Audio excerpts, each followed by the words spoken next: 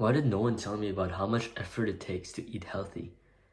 I mean, sure, it's cheaper, but the amount of work that goes into freezing your food, separating the portions, and then thawing it, and just generally having good knowledge on what to buy for an overall balanced diet.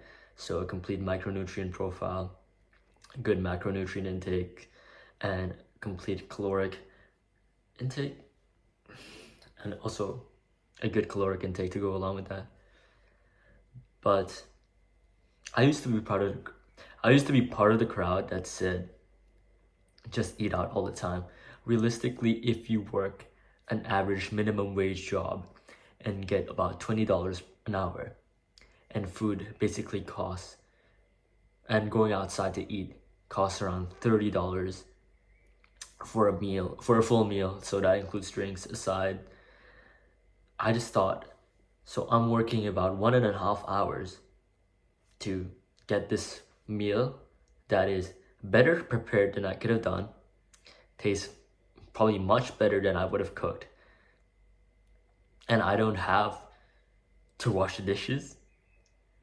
Because realistically, if you think about it, going to get groceries and then cooking it yourself, but also making sure to prepare it, like cutting your vegetables, thawing the meat in the fridge before you take it out to cook, and washing the dishes, it takes way longer than like an hour and 30 minutes to do all of that if you count like groceries and all.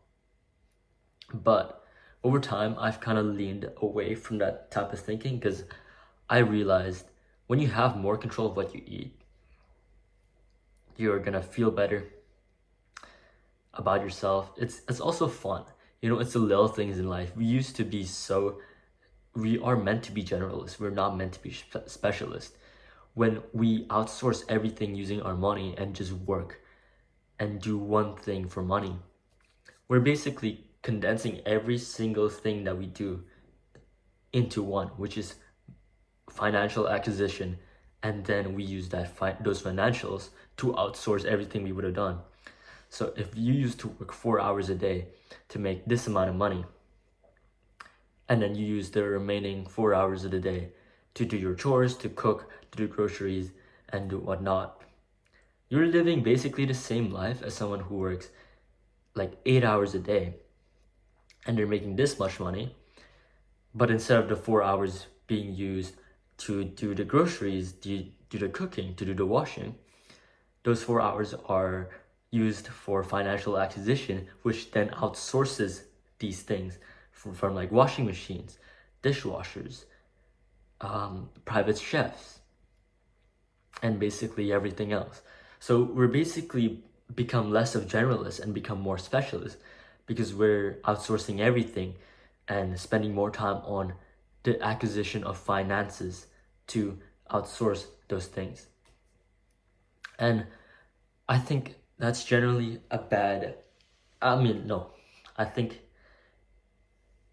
if your job allows for it and your job pays much better than that, then obviously that is worth it. But I think there is joy in life in finding time to do those things, those little things in life, to cook for yourself, to cook for your family, to cook for your loved ones, to, clean the kitchen, clean the bathroom, clean your room. There's joy in that thing. Okay, I haven't made my bed, so that's probably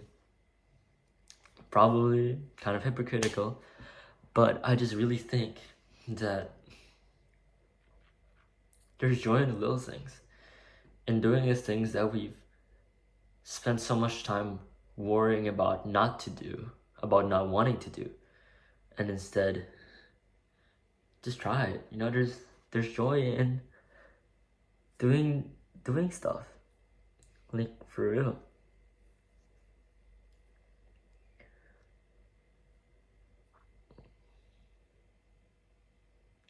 I think I'm going off topic. I don't even know what I was talking about at first. Oh yeah, how much effort it takes. There you go. It's fun. It's not fun though. Wow, that was really weird. That was a really 180 turnaround on the topic. I went so off track. But Okay, what? I was not done talking about the amount of effort it takes. Because genuinely, bro, I've been poisoning myself.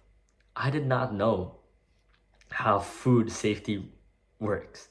I had like this big batch of 2 kilograms of like chicken. And every time I would cook about 500 grams. So I'd cook for 2 portions, and then I'd put one aside in a container that I eat for the next day. And because I cook at dinner time, and then I eat the meal set aside for lunch the next day. And apparently you can't do that. And apparently every single time I took 500 grams out, I put it back in the freezer, right? Apparently you're not supposed to do that, because after you thaw it, then bacteria starts growing. And when it's ready to cook, oh, my hair is brown. Whoa, what the hell?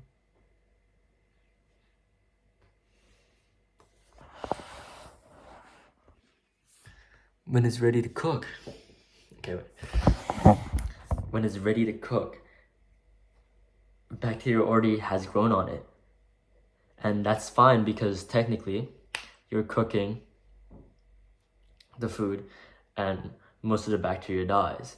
But when you put it back in the freezer,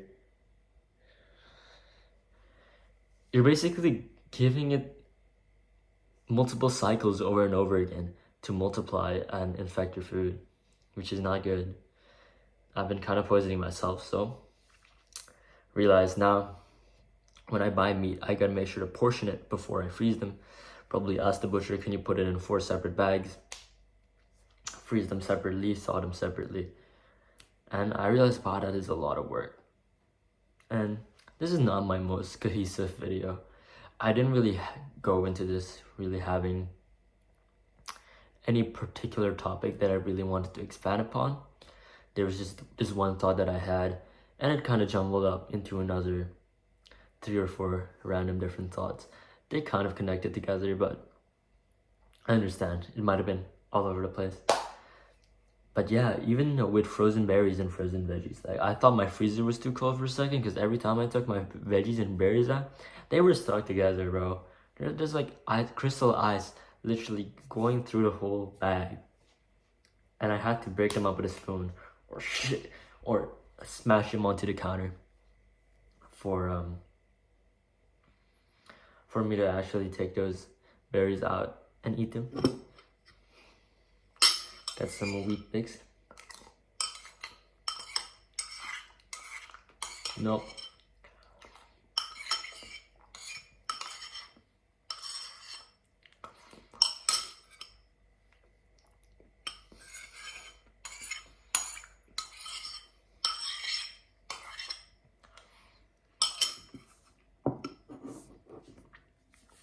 Berries and also chia seeds. I noticed that I'm kind of speaking in a higher pitched, higher tone of voice to make me seem kind of friendlier.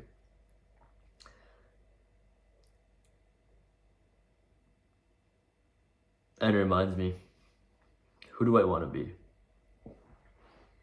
How you present yourself is how you want to be perceived in front of the person or the people that you are in front of. And that's really got me wondering, like, what kind of person do I want to be? Because what I think you think of me is what I think of me deep down.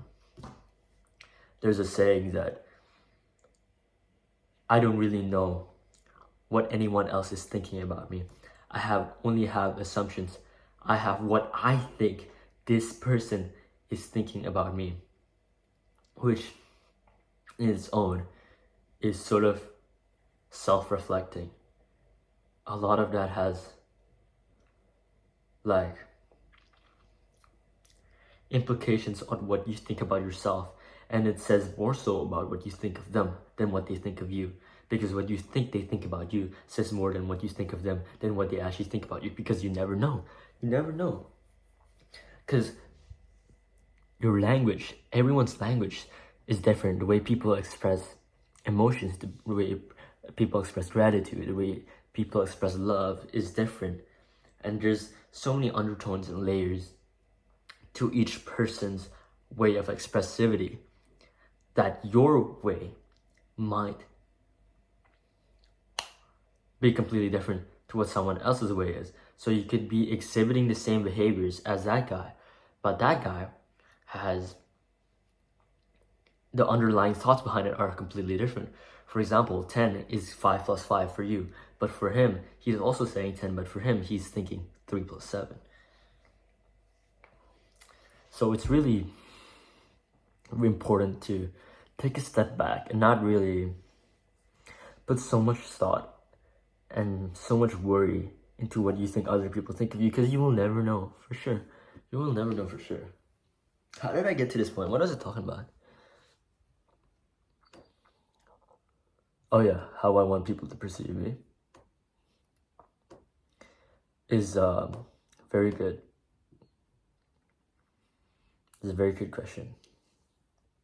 Because how do I perceive myself? What do I think of myself? What would I want myself to be? And I don't have the answer to those questions.